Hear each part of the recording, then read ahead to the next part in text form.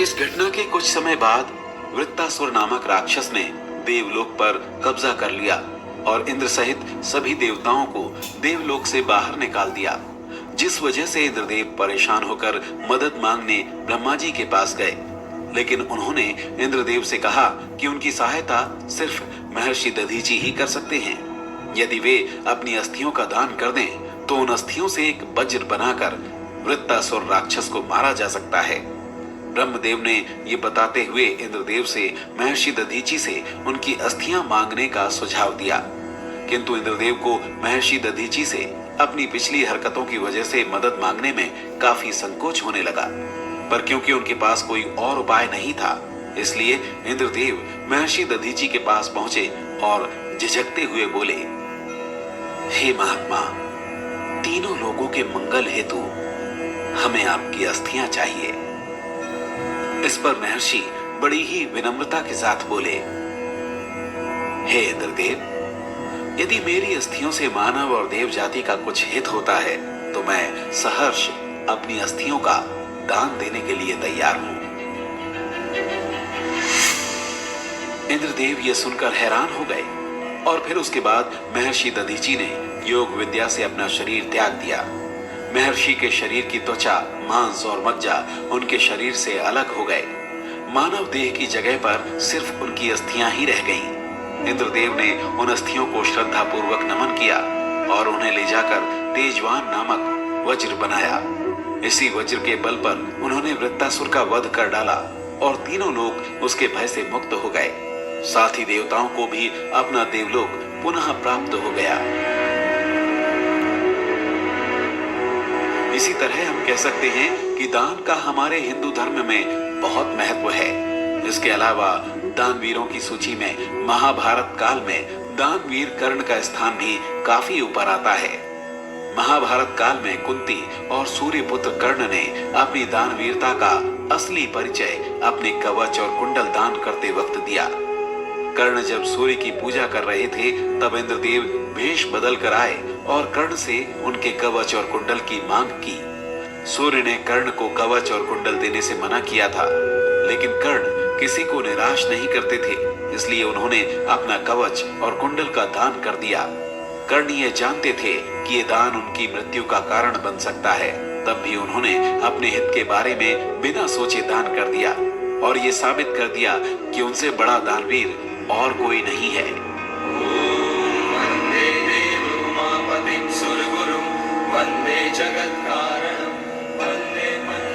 हिंदू धर्म के छठे नियम में संक्रांति का पर्व मनाना और कुंभ का पर्व मनाना भी आता है।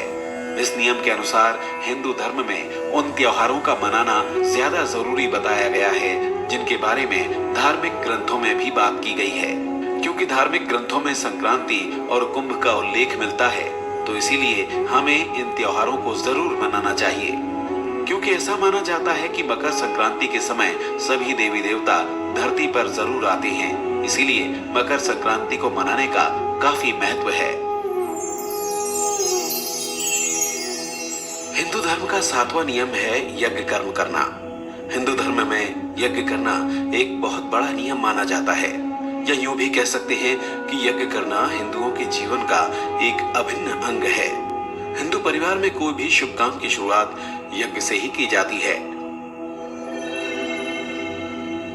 वेदों के अनुसार यज्ञ 5 तरह के होते हैं, जिनके नाम है ब्रह्म यज्ञ, देव यज्ञ, पितृ यज्ञ, वैश्वदेव यज्ञ और अतिथि यज्ञ।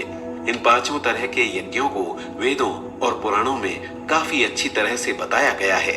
इसके अलावा यज्ञों के कई उपप्रकार भी होते हैं। आइए इन यज्ञों को थोड़ा और विस्तार से जानते हैं।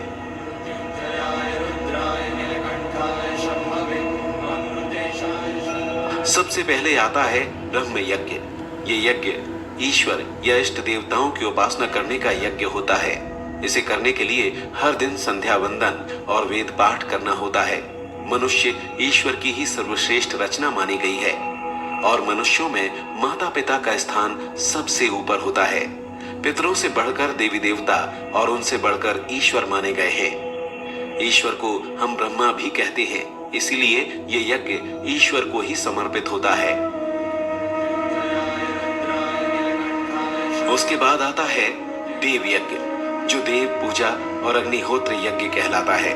इस यज्ञ को करने के लिए 7 पेड़ों की लकड़ियां इस्तेमाल की जाती हैं, जिनमें बड़, आम, पीपल, ढाक, जामुन और शमी की लकड़ियां मानी गई हैं। घर में होने वाले सभी तरह के यज्ञ इसी यज्ञ में आते हैं। उसके बाद आता है पितृ यज्ञ। श्रद्धा और सत्य भाव से किए गए यज्ञ को ही पितृ यज्ञ कहा जाता है, जिसमें माता पिता और आचार्य तृप्त होते हैं। फिर आता है वैश्वदेव यज्ञ। इसे भूत यज्ञ भी कहा जाता है, क्योंकि ये यज्ञ 5 महाभूतों के लिए किया जाता है।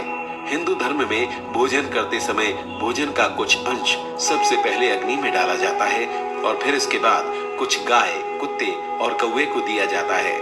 वेदों पुराणों में इसे ही भूत यज्ञ कहा गया है। उसके बाद आता है अतिथि यज्ञ, जो मेहमानों की सेवा करने के लिए किया जाता है। भारत देश में अतिथि देवो भव की परंपरा सदियों से चलती आई है। अतः अतिथि यानी कि मेहमानों का स्वागत करना और उनकी सेवा करना भी इसी श्रेणी में आता है। इस यज्ञ को घर में करने से घर में सकारात्मक ऊर्जा का विस्तार होता है और साथ ही घर के लिए यह काफी शुभ होता है। इसके बाद हम बात करते हैं 8वें नियम की। हिंदू धर्म का 8वां नियम है सेवा करना। हिंदू धर्म में सेवा करने को काफी महत्व दिया जाता है, फिर चाहे वो माता पिता की सेवा करना हो या फिर देश की सेवा करना। इसके अलावा बीमार की सेवा करना, गाय की सेवा करना भी पुण्य का काम माना गया है। हिंदू धर्म का 9वां नियम है 16 संस्कारों का पालन करना।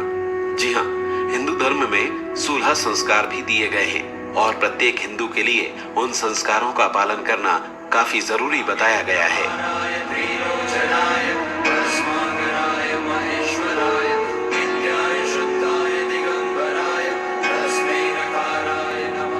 अगर बात की जाए इन संस्कारों की तो इनके नाम है गर्भाधान, अर्थात वो संस्कार जिसमें स्त्री और पुरुष के शारीरिक मिलन होता है।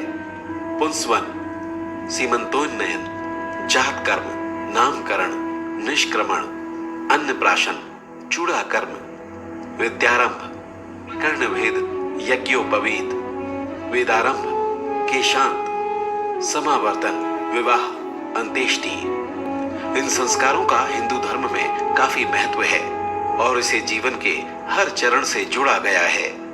तो आइए हम आपको इन सभी संस्कारों के बारे में बताते हैं।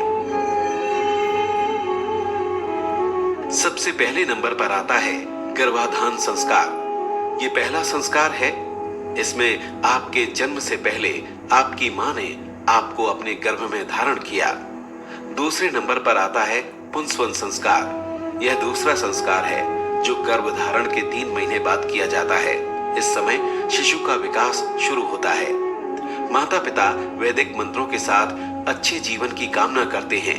फिर तीसरे नंबर पर आता है सीमंतोन्नयन संस्कार। यह संस्कार जो गर्भधारण के 6ठे महीने में किया जाता है। 6ठे से 8वें महीने के बीच गर्भपात की संभावना अधिक होती है, इसलिए यह संस्कार शिशु और मां की सुरक्षा के लिए किया जाता है। इस संस्कार में शिशु और मां दोनों के स्वास्थ्य की कामना भी की जाती है। उसके बाद चौथे नंबर पर आता है जात कर्म संस्कार। ये संस्कार शिशु के जन्म के बाद होता है और इस संस्कार में बच्चे के पिता उसके मुंह में घी या फिर शहद अपनी उंगली से उसे खिलाते हैं। उसके बाद 5वें नंबर पर आता है नामकरण संस्कार। इस संस्कार में शिशु का उसकी कुंडली के आधार पर नाम रख दिया जाता है। उसके बाद फिर 6ठे नंबर पर आता है निष्क्रमण संस्कार। इस संस्कार में जब बच्चा 4 से 6 महीने का हो जाता है तब उसे घर से बाहर लेकर जाया जाता है। उसके बाद आता है अन्नप्राशन संस्कार। ये संस्कार 7वें नंबर पर आता है और इस संस्कार में बच्चे को अन्न का भोग लगाया जाता है, वो भी तब जब वो 6 महीने का हो जाता है। इस संस्कार को करने से पहले बच्चे को अन्न नहीं खिलाया जाता है। उसके बाद 8वें नंबर पर आता है मुंडन संस्कार। इस संस्कार में बच्चे के बालों को पूरी तरह से काटकर उसे गंजा किया जाता है। ये बच्चे के शुद्ध बाल होते हैं, जिसे ज्यादातर लोग या तो किसी मंदिर में या फिर बहते पानी में अर्पण कर देते हैं। उसके बाद आता है विद्यारंभ संस्कार। ये 9वें नंबर पर आता है और इस संस्कार में पहली बार अच्छे स्कूल में पढ़ने के लिए भेजा जाता है। उसके बाद 10वें नंबर पर आता है कर्णभेद संस्कार। इस संस्कार में कानों को छेदा जाता है। उसके बाद 11वें नंबर पर आता है वेदारंभ संस्कार। वेदारंभ संस्कार में बच्चा गुरुकुल में जाता है और वेदों की शिक्षा लेता है, लेकिन आजकल गुरुकुल के स्थान पर स्कूल कॉलेज हो गए हैं। उसके बाद 13वें नंबर पर आता है केशांत संस्कार। इस संस्कार में जब तक आपकी शिक्षा पूरी नहीं हो जाती तब तक के लिए केशों को त्याग दिया जाता है। उसके बाद 14वें नंबर पर आता है संवर्धन संस्कार। इस संस्कार में बच्चा अपनी पूरी शिक्षा करने के बाद वापस समाज में जाता है। फिर 15वें नंबर पर आता है विवाह संस्कार। इस संस्कार में बच्चा विवाह करता है और उसका वैवाहिक जीवन शुरू हो जाता है। फिर आता है अंत्येष्टि संस्कार। यह आखिरी संस्कार होता है जिसमें मनुष्य की मृत्यु के बाद उसका संस्कार होता है। ये तो थे हिंदू धर्म से जुड़े हुए 16 संस्कार, जो अब आपको अच्छी तरह से समझ आ गए होंगे। तो चलिए एक बार फिर से हिंदू धर्म के नियमों पर वापस आते हैं और 10वां नियम जान लेते हैं।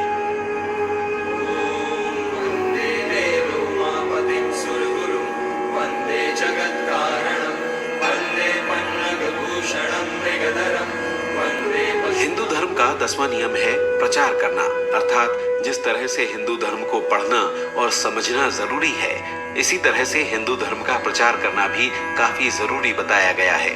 लेकिन इसका मतलब ये नहीं कि धर्म के नाम पर हम उल्टी सीधी अफवाहें फैलाएं। ये हमारा परम कर्तव्य बनता है कि हम पूरी जिम्मेदारी के साथ उन्हीं बातों का प्रचार करें जो पूरी तरह से सच हों।